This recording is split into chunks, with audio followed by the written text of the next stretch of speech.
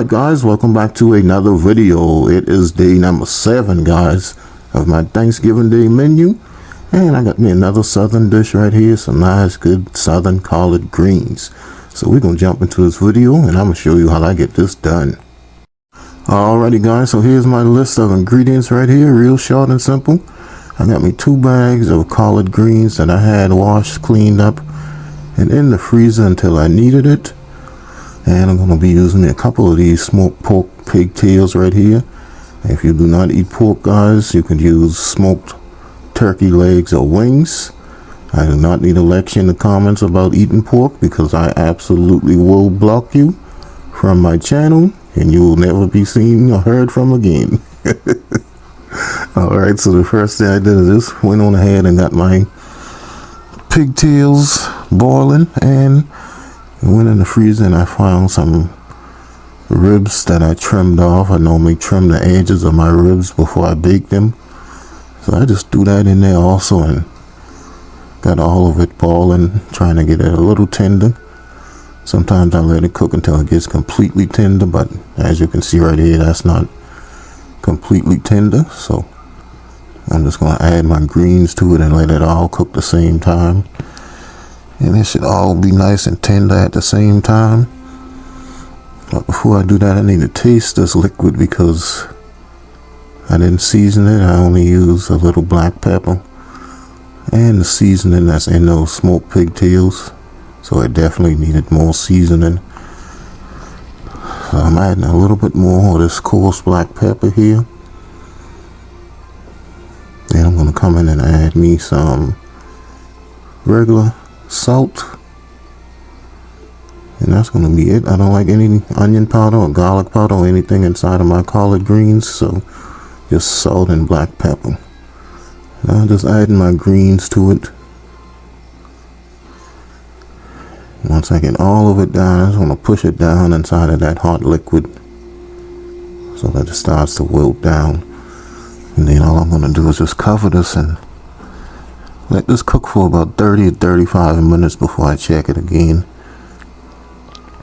Just want to push all of that down, then just cover it. And after about 30 minutes, this is how it looks right here. You see that it has a nice darker green color. When I come inside of here, I'm going to check the tenderness of my pigtail. That'll let me know how much longer I need to cook these. You can see that just breaks apart like that, so I know that I don't need to cook these too much longer. So all I'm going to do now is come in here and taste this one more time before I add any more seasonings to it.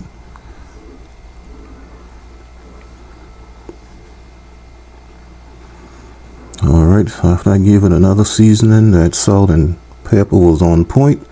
So I just added a little sugar. I like a little sugar in my greens. Cut the bitterness that it sometimes have. Then I added a pinch of baking soda. Now that's going to help to really make these greens nice and tender. I love adding it and then seeing that foaming action that it gives off. Just let this bad boy cook for another, cover it and let it cook for another 20 minutes or so. That's going to allow those flavors to really come together. And after about another 20 minutes, this is what you have right here. Absolutely beautiful pot of collard greens, smoked pigtails, little fresh pork meat.